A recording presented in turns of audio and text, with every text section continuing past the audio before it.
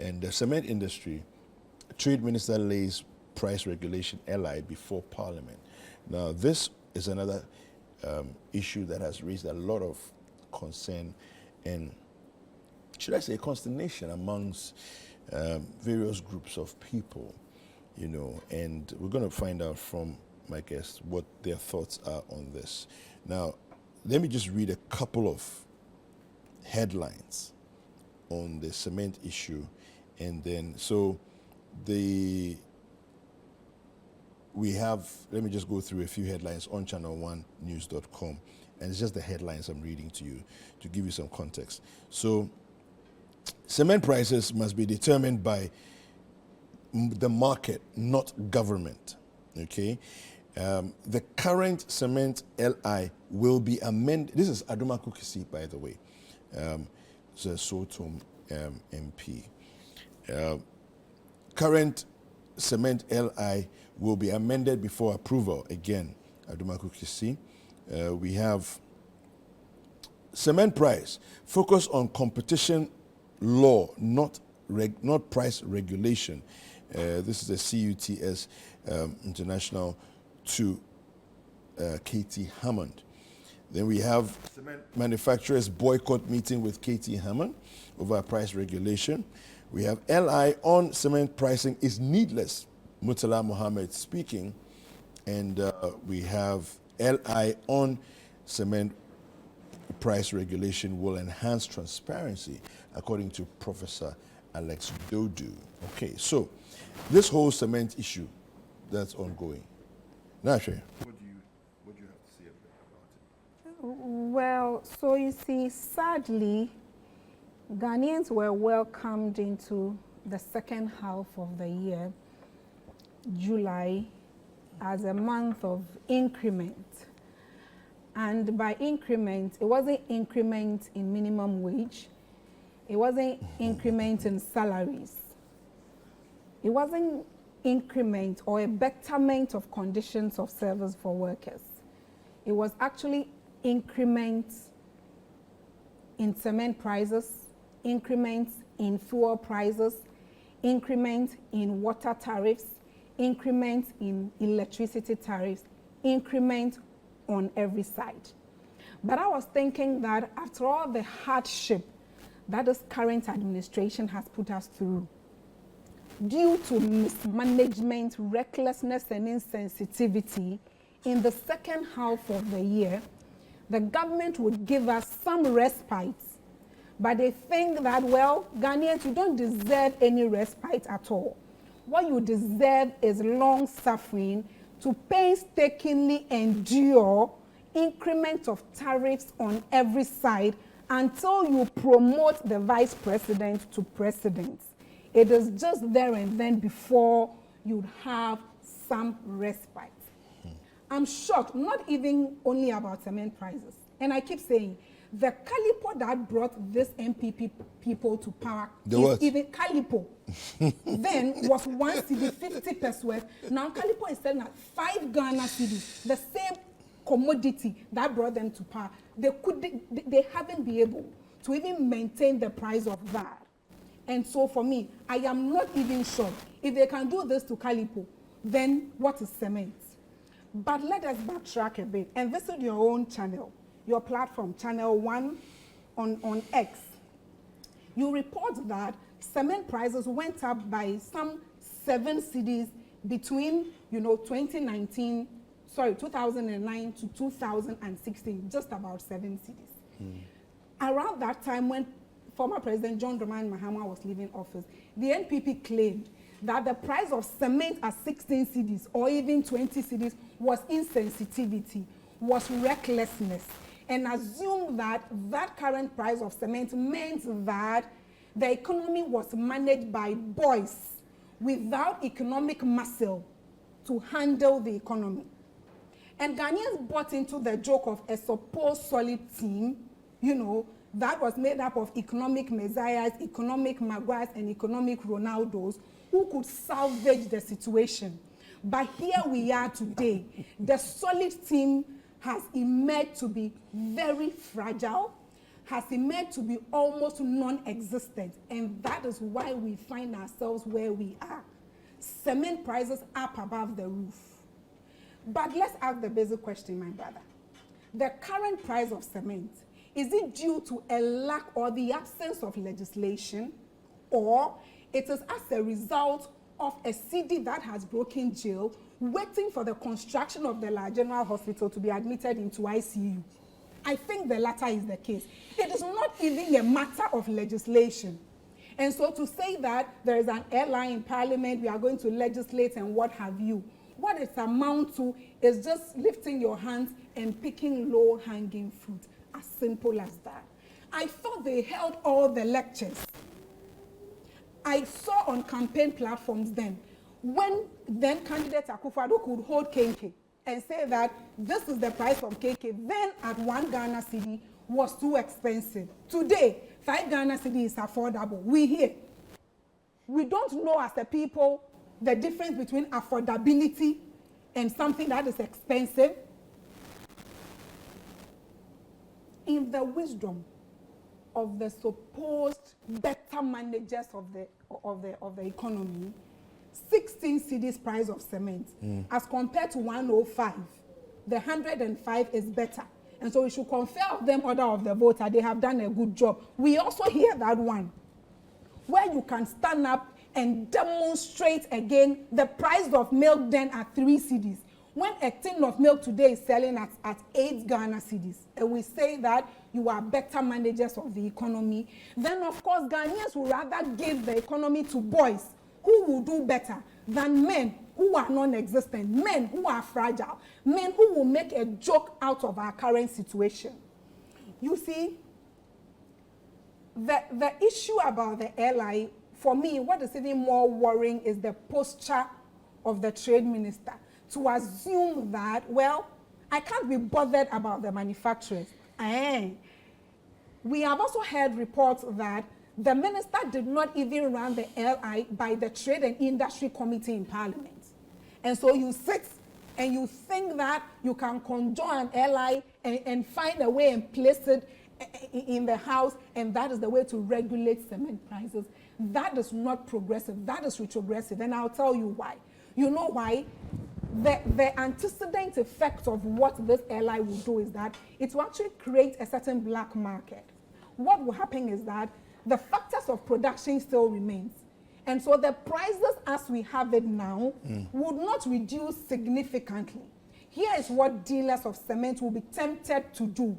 They would hoard the commodity, right? And they will proclaim a certain shortage. And so if you want it, David, well, I have some. And it is going at this price. That will even worsen the price of the product.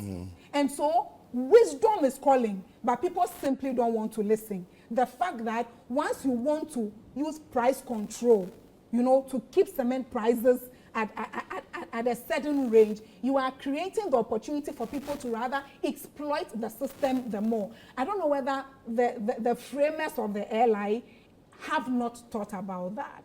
But then you see, we've been in this country and we've had acts that were put before Parliament, for example, to actually control the payment of rent for it to be within 6 months. David, I'm sure you remember.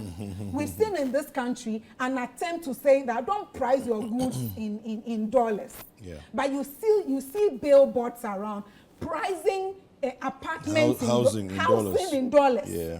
And you know, people can't be bothered. Managers of the economy can't be bothered. The rent matter about 6 months, and people still paying 2 years and 3 years. In fact, if the law was actually supposed to work, the people who advertise in dollars should be arrested. But are they being arrested? No. Are they being arrested? And so it is not the matter of absence or lack of legislation. It is just running away from responsibility. You know, running away from the fact that the same inflation, right, of single digit that former President John Dramani Mahama was vilified for, single digit inflation, today has double legs and walks on 2 legs. Okay. The exchange rate, I'm landing quickly, the exchange rate, you know, that then was left at about 4 Ghana cedis. Today, where is the exchange rate? I'm sure by December, the exchange rate should be hovering around 20 Ghana cedis. And so Ghanaians will choose a leader who has kept inflation, who has kept the exchange rate, who won't actually make mockery of their predicament, over a leader who says that, well, endure painstakingly, pay the prices of the cement, and then until you promote me, there is no respite for you. Okay. I'm sure the good people of Ghana will make a decision on 7 December. Thank you. Tabitha? Yes. Naa Atswei, I think this is not my first time meeting her. I think there was a day I met her at GH1 TV, and then she came as a neutral, quote or unquote. But I'm happy to see her on the other side. And I want to extend my this thing to her. You are welcome. Thank you, Tabitha. Yes. But in the face of recklessness, there isn't the need to be neutral to what? Is, I remember that day we had a conversation. To insensitivity or what exactly? Yeah. Right. So you see, that day she was like, oh, this government has done so well. Hadn't it been for recency, I'm just quoting her own words, we wouldn't have been where we are. We've done so well. We've worked so hard. And so I'm surprised to hear her today say something different from what she told me, that recency has actually had a dent on our economy. No matter what you do, you can never run away from the fact that COVID had an impact. And so when we come and sit here and all we can do is to remind people of the trauma that we went through in the hands of COVID, I think it's just, it's not the best thing to do. The best thing to do now is to be looking for solutions. And that is what this government is bent on doing. We are looking for solutions every day.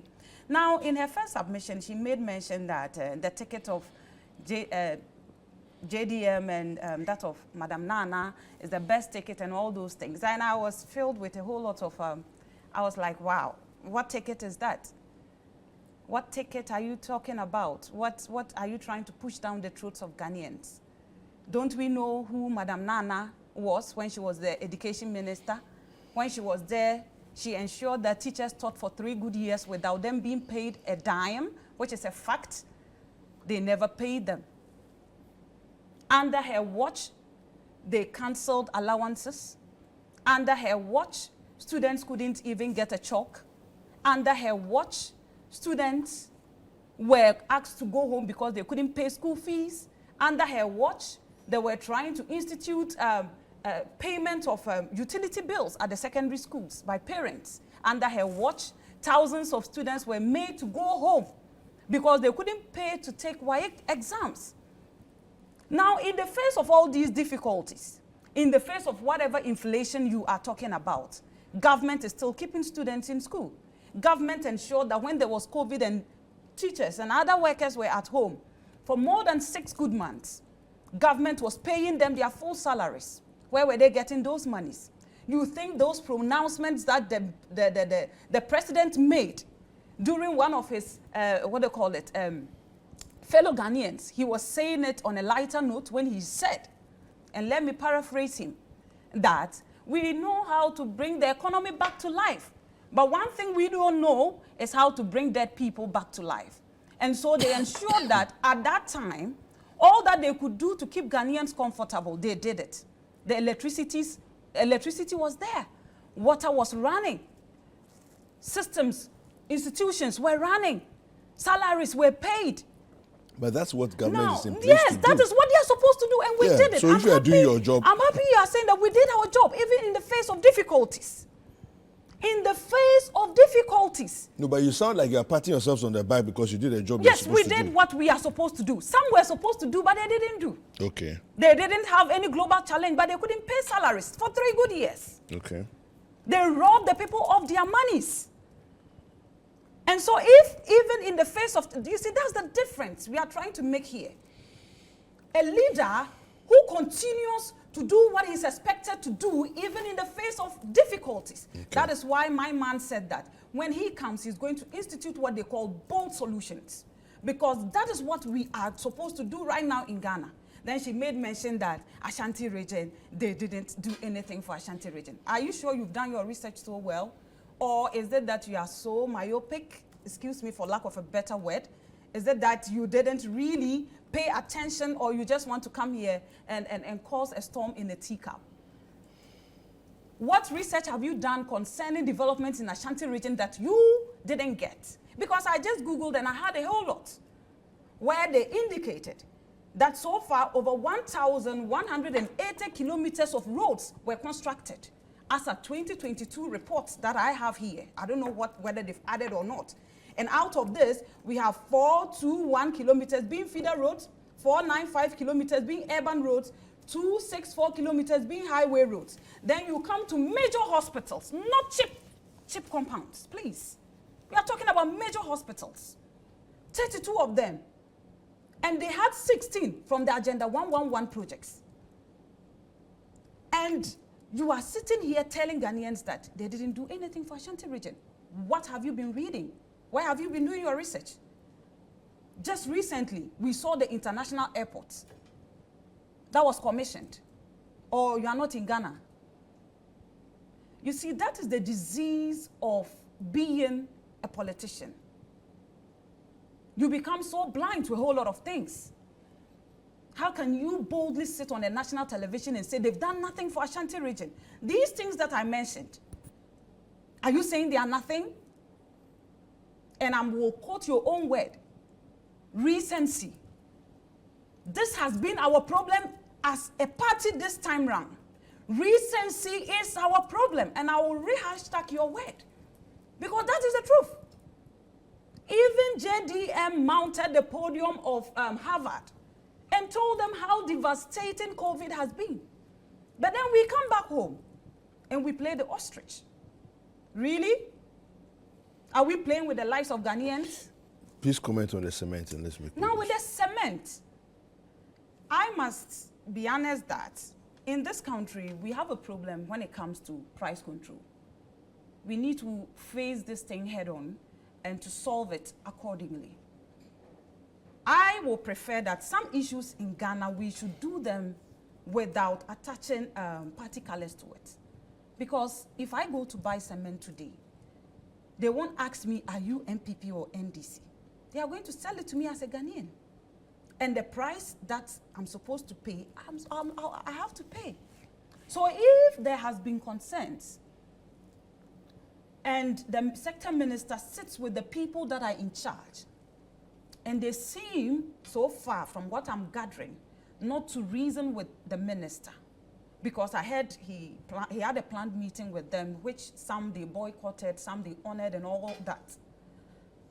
I remember when we were growing up, they used to have cement depots. Gassem will have their own depot in a district. So they still exist. But are they working? Well, I mean, I've seen some. Because one thing I've realized is that when you go maybe to it's their private depot, people doing business.